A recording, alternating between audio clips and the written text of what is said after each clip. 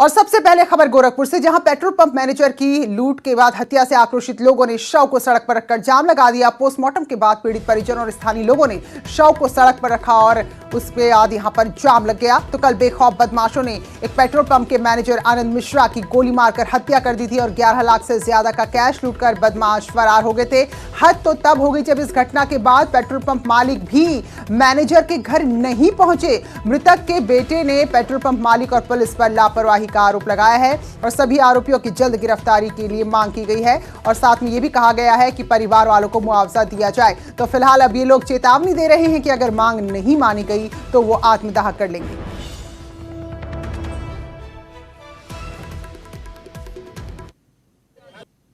इसमें पूरा प्रशासन जिम्मेदार है और इसमें पेट्रोल पंप मालिक भी जिम्मेदार हैं, जिनको कैश जमा करने के लिए सुरक्षा की व्यवस्था मुहैया कराई जानी चाहिए थी पेट्रोल पंप मालिक के द्वारा। इसलिए मैं पेट्रोल पंप मालिक के द्वारा को विरोध प्रदर्शन कर रहा हूं और प्रशासन के खिलाफ भी मेरा विरोध है। और इससे एक लोगों की हत्या नहीं हुई है, ये हमारे परिवार के 4 और सदस्यों की हत्या हुई है इसके साथ। रामगोपाल द्विवेदी हमारे साथ जुड़े हैं। तो रामगोपाल, कल ही ये फुटेज सामने आ गया था जिसमें आरोपी साफ नजर आ रहे हैं। फिलहाल क्या अपडेट इस वक्त का? परिजनों के हंगामे के बाद जो है, जब एडीएम सिटी और एसटी सिटी वहां पे पहुंचे हैं तो जाके मामला शांत हुआ और उन्होंने आश्वासन दिया कि जल्द से जल्द हम जो हत्यारोपी हैं, जो लुटेरे हैं, उनको गिरफ्तार करके सलाखों के पीछे पहुंचा देंगे। साथ ही शासन के अनुमान जितनी भी सहायता राशि होगी उसको तत्काल उपलब्ध करा दिया जाएगा। जिसके बाद जो आक्रोशित परिजन थे और आक्रोशित स्थानीय लोग थे, वो लोग जो है धरने से उठे थे। लेकिन जो जहां पेट्रोल पंप मालिक की जो बात हो रही है, वो इस कारण उनका वहां पे ना जाना और वहां के लोगों को आक्रोशित कर रहा था, क्योंकि बेतियाता के वो रहने वाले हैं और आह्लादपुर के ये जिनकी हत्या हुई है, जो उनके यहाँ मुंशी थे, वो रहने वाले थे। उनके घर से मुश्किल से 1 किलोमीटर की भी दूरी नहीं है दोनों लोगों की और वर्षों से, करीब 20 साल से अधिक समय से उनके यहाँ वो काम कर रहे थे। उसके बाद भी पेट्रोल पंप के मालिक का ना पहुंचना, घटना के लोग जो वहाँ पे लोग थे, इस कारण और आक्रोशित हो रहे थे। बिल्कुल, एक मानवता नहीं दिखाई वो तो सवाल है ही, लेकिन चेहरे सामने आरोपियों के, उसके बावजूद अभी इनकी गिरफ्तारी नहीं हो पाई। बहुत बहुत शुक्रिया आपका रामगोपाल जानकारी के लिए।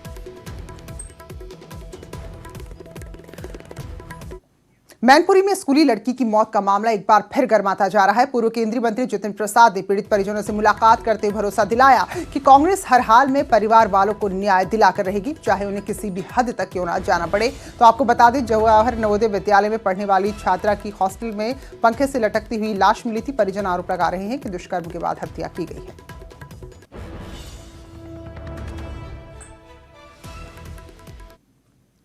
मैं हर एक स्थान पे जाने का प्रयास कर रहा हूं जहां इस सरकार द्वारा जो बड़ी बड़ी बातें की गई कानून व्यवस्था के ऊपर, और बिल्कुल उसका उल्टा हो रहा है। चारों तरफ हत्याएं। मैनपुरी की आप घटना देख लीजिए, कितनी दर्दनाक, और उससे ज़्यादा शर्म की बात कि पीड़ित परिवार, माता पिता न्याय की गुहार कर रहे हैं। मंत्री मोहसिन रजा ने मुस्लिम पर्सनल लॉ बोर्ड पर गंभीर आरोप लगाते हुए कहा है कि पर्सनल लॉ बोर्ड ने एक ऐसे शख्स को मीडिया के सामने पेश किया जो सिमी जैसे आतंकी संगठन का चीफ रह चुका है। एक ऐसे व्यक्ति को प्रवक्ता बनाकर मीडिया के सामने बिठाला, जो कि जिनका नाम कासिम रसूल है, और वो पहले ही हिंदुस्तान की एक डिक्लेयर्ड टेररिस्ट ऑर्गेनाइजेशन सिमी का अध्यक्ष रह चुका है पूर्व में। उसको आपने प्रवक्ता बनाकर बैठाला। देश में अमन व अमान का माहौल है और ऐसे समय में ऐसे व्यक्ति को all India Muslim personal law board जैसी संस्था अपना प्रवक्ता बनाकर बैठा रही मीडिया के सामने। आखिर क्या समाज को मैसेज देना चाह रहे थे आप?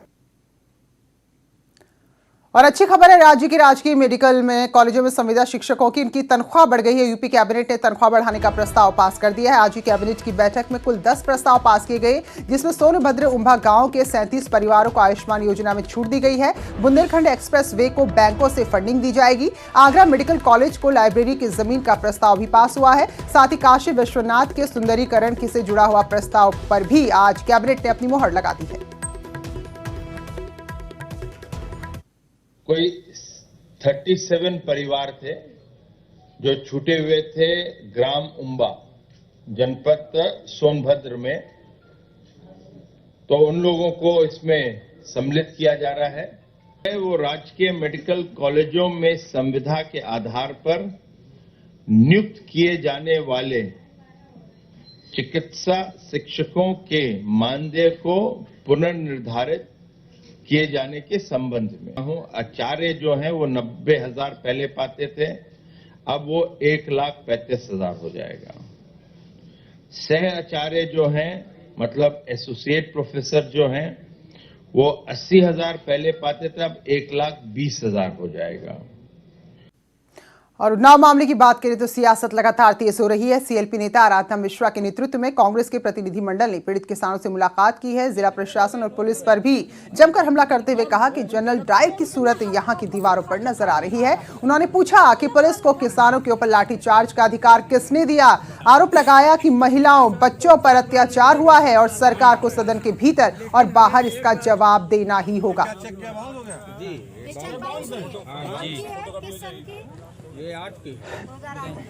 जिस दिन की घटना थी और लगातार प्रियंका गांधी जी इस पूरे घटनाक्रम पर उन्होंने अपनी निगाह लगा रखी थी। आज एक 6 सदस्यीय प्रतिनिधि मंडल भेजा है प्रियंका जी ने, और हमारे अध्यक्ष अजय कुमार लल्लू जी के निर्देश पे आज हम लोग यहाँ पहुँचे हैं। शनिवार को ट्रांसगंगा सिटी में किसानों पुलिस के बीच हंगामे के बाद आज शांति का माहौल है। हालांकि राजनीति यहां पर लगातार हो रही है। इसी बीच आईजी एसके भगत ट्रांसगंगा सिटी पहुंचे। उन्होंने जिलाधिकारी और एसपी से पूरे हालात की जानकारी ली और मीडिया को बताया कि फिलहाल स्थिति शांतिपूर्ण है। फिर भी एहतियातन यहां पर गांव और उसके आसपास के इलाकों में पुलिस लगातार गश्ती कर रही है।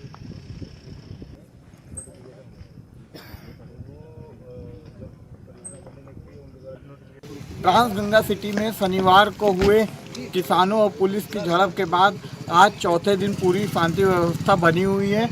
यहाँ पर IG zone Lucknow, DM, SP, additional SP, ADM समेत तमाम अधिकारी लगातार मॉनिटरिंग कर रहे हैं और यहाँ पर लगातार किसानों से बातचीत और जो अराजक तत्व हैं उनके खिलाफ कार्रवाई की जा रही है।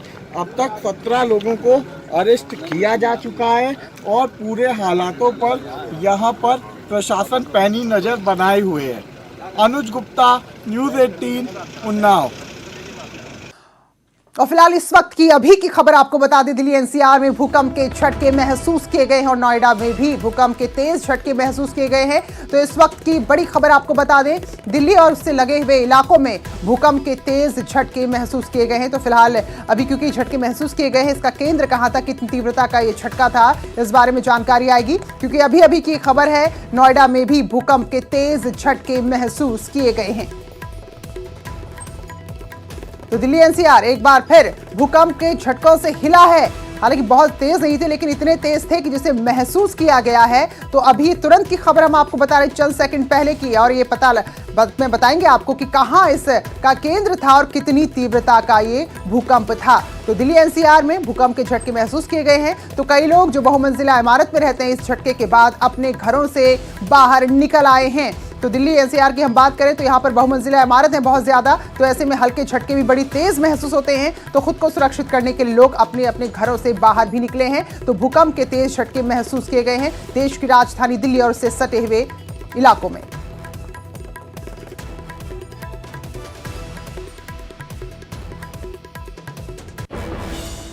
और अब बात करेंगे होमगार्ड ड्यूटी घोटाले की। तो ये घोटाले की जांच जिन दस्तावेजों के आधार पर होनी थी, वही आग की चपेट में आ गए। ये बात मौके पर पहुंचे एसएसपी को भी खटक रही है। तो अब सवाल उठता है कि क्या कुछ बड़े लोगों को इस घोटाले में गिरफ्तारी का डर सता रहा था? क्या ये घोटाला बाकी जिलों में भी हो रहा है? लेकिन इतना तय है कि बात निकली है तो अब दूर तलक जाएगी।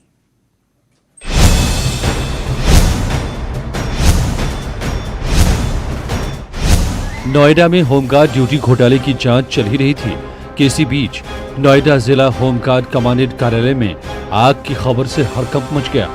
हैरानी की बात है कि आग की चपेट में वो बक्सा भी आ गया जिसमें 2014 से अब तक के मास्टर रोल मौजूद थे। यानी इसी बक्से में होमगार्ड मास्टर रोल के वो दस्तावेज रखे थे जिनके आधार पर ड्यूटी घोटाले की परतें खुलनी थी। लेकिन अब क्या होगा? मौके पर पहुंचे एसएसपी वैभव कृष्ण भी हैरान थे कि अगर ये हादसा होता तो चुन चुन कर वही कागजात कैसे आग की जद में आ गए। इतना ही नहीं, जिला होमगार्ड कार्यालय के ताले भी टूटे मिले थे, जिससे हादसे की गुंजाइश बहुत कम लगती है। हालांकि एसएसपी ने सूरजपुर कोतवाली में सरकारी दस्तावेजों को नष्ट करने की धाराओं में केस दर्ज करने के तुरंत आदेश दे दिए। साथ ही पुलिस ने एक एडीसी समेत 2 होमगार्ड्स को हिरासत में ले लिया। होमगार्ड मंत्री चेतन चौहान से जब इस मामले में न्यूज 18 ने सवाल किए तो पहले तो वो अनजान दिखे, बाद में जांच कराने और सरकार की जीरो टॉलरेंस नीति का हवाला देने लगे। लग रहा है जांच प्रभावित करने के लिए इस तरीके का कुछ वहाँ पर कोई प्रभावित नहीं कर सकता है। ये सरकार जीरो टॉलरेंस, भ्रष्टाचार जीरो टॉलरेंस है इस सरकार में, वही लागू होगा, वही नीति लागू होगी। जैसे ही सीएम योगी को होमगार्ड कार्यालय में आग लगने की जानकारी मिली, उन्होंने फॉरेंसिक टीम को मौके पर पहुंचने और डीएम एसएसपी को प्रभावी कार्रवाई के निर्देश दिए। दरअसल ये आग और भी गंभीर इसलिए हो जाती है कि होमगार्ड ड्यूटी घोटाले की जांच के लिए 3 सदस्यीय कमेटी बनाई गई थी, जिसे 10 दिनों में रिपोर्ट सौंपनी थी। लेकिन रिपोर्ट आने से पहले ही सारे कागजात जल जाना कई सवाल खड़े कर रहा है। ये अपने आप में बड़ा गंभीर विषय है कि जिस मामले की जांच के लिए एफआईआर हुई हो, 10 दिनों में जिस कमेटी को रिपोर्ट सौंपनी हो, उस कार्यालय में उन दस्तावेजों में आग लग जाए। मामला बहुत संदिग्ध है, मंत्री जी को जानकारी नहीं। कैमरा पर्सन मनोज शाही के साथ मोहम्मद शबाब, न्यूज 18 लखनऊ। और इस वक्त लखनऊ से खबर आ रही जहां रणदीप भाटी और अमित कसाना गैंग का सक्रिय बदमाश गिरफ्तार हुआ है। एसटीएफ ने नोएडा से प्रमोद उर्फ पिंटू को गिरफ्तार किया है। इसके पास से तमंचा, कारतूस, कार, बैंक चेकबुक बरामद हुए हैं। गैंग के ट्रांसपोर्ट बिजनेस की कमान संभालता था ये बदमाश। तो आपको बता दें कि रणदीप भाटी और अमित कसाना गैंग का ये सदस्य है जिसे गिरफ्तार किया। बहुत बड़ी कामयाबी मिली है। एसटीएफ ने नोएडा से इसे गिरफ्तार किया है जिसका नाम प्रमोद उर्फ पिंटू है। इसके पास से तमंचा, कारतूस, कार, एक बैंक की चेकबुक बरामद हुई है।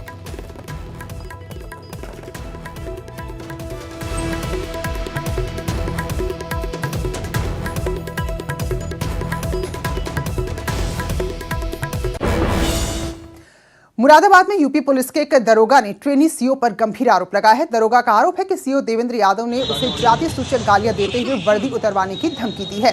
पीड़ित दरोगा ने इसकी शिकायत आला अधिकारियों से करते हुए सिविल लाइन थाने में तहरीर दी है। दरोगा के मुताबिक वो विभागीय कागजात लेकर पुलिस लाइन गए, जहां गलती से उसकी गाड़ी सीओ की गाड़ी से टकरा गई। इसके बाद सीओ ने जाति सूचक शब्दों का इस्तेमाल करते हुए अपमानित किया। इससे आहत दरोगा ने एसपी देहात से अपना दर्द बयां करते हुए इंसाफ की गुहार लगाई।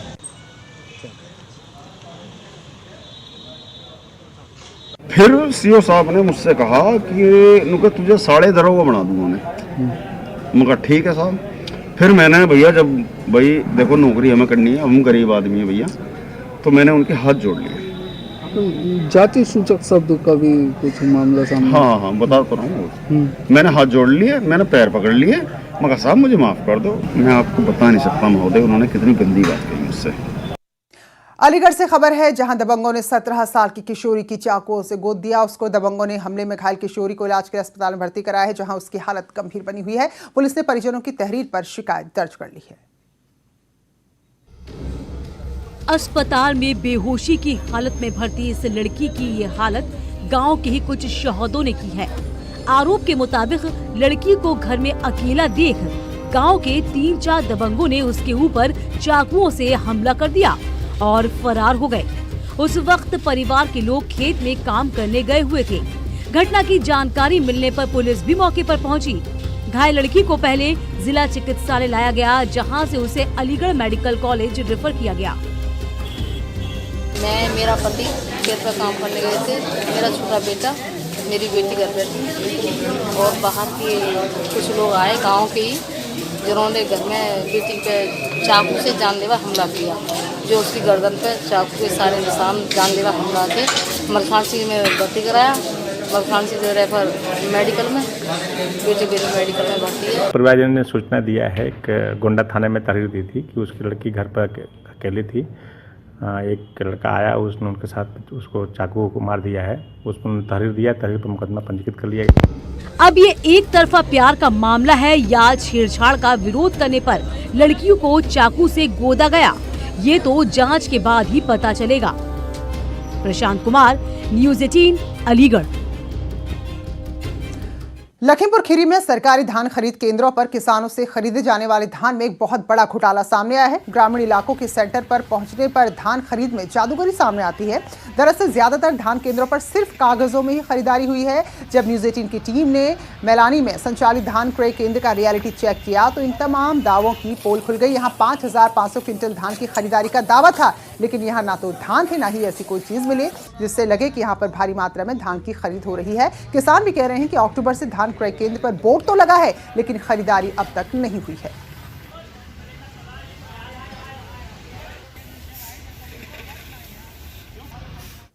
नहीं रहा, सेंटर खुला हुआ है, खाली बोर्ड लगा है, ले रहे नहीं है।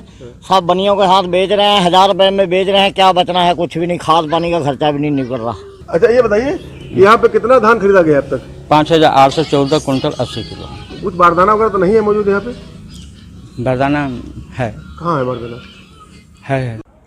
इस समय में लखीमपुर खीरी के मैलानी के RFC सेंटर पर खड़े हैं। आप देख सकते हैं बोर्ड भी लगा हुआ, धान का सेंटर है, ये बोर्ड लगा हुआ है। 1 अक्टूबर से चालू हो गया है। हम आपको अंदर की स्थिति भी दिखाना चाहेंगे, किस तरीके से ये सेंटर का पूरा मैदान है। आप अंदर चल के देखिए, हम आप अंदर की स्थिति आपको दिखाना चाहेंगे। इस धान सेंटर पर लगभग 5,500 कुंटल धान की तुलाई हुई है, लेकिन आप देख सकते हैं किस तरीके से जो पंखे हैं और तोलने के लिए कांटे बाट है, पंखों की स्थिति देख के आपको कहीं से नहीं लगता कि यहाँ पे 5,500 कुंटल धान की सफाई करके तोला गया है। इस तरह लखीमपुर खीरी में एक यही सेंटर नहीं, कई सेंटर ऐसे बताए जा रहे हैं जो सिर्फ नाम मात्र के लिए सेंटर खुले हैं। पूरी तरीके से कालाबाजारी, धांधली की गई है धानों में।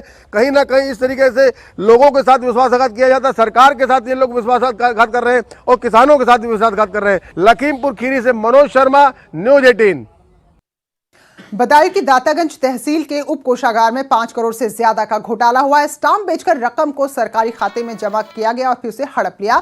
5 करोड़ 70 लाख का स्टाम्प घोटाला है जो 2013 से चल रहा था। घोटाले को अंजाम देने के लिए स्टॉक रजिस्टर में भी हेरफेर की गई है। तो कुछ दिन पहले शासन की ओर से छोटे छोटे उप कोषागारों को बंद करने का जब आदेश आया तो इसके बाद जिलाधिकारी की कमेटी ने यहां पर जांच की तो इस घोटाले का खुलासा हुआ। गबन की खबर मिलते ही हड़कंप मचा विभाग में। वहीं रोकड़िया फरार हो गया है। आरोपी रोकड़िया को निलंबित कर दिया गया है, उसके खिलाफ मुकदमा भी दर्ज हो गया है। वहाँ पे जो स्टैंप वगैरह बेची जाती थी और स्टॉक रजिस्टर से उसका मिलान करने के उपरांत ये तथ्य सामने आए कि जो स्टैंप बेचे गए हैं उनका प्रॉपर तरीके से उसकी धनराशि बैंक में जमा नहीं की गई। और जब प्रथम दृष्टया ये सूचना हमें लगी तो एक कमेटी गठित करके इसकी जांच करवाई और जांच उपरांत इसमें जो उप रोकड़िया थे वहाँ उनकी भूमिका संदिग्ध लगी तो उनके खिलाफ FIR दर्ज करते हुए हमने उनको निलंबित कर दिया है। और फिलहाल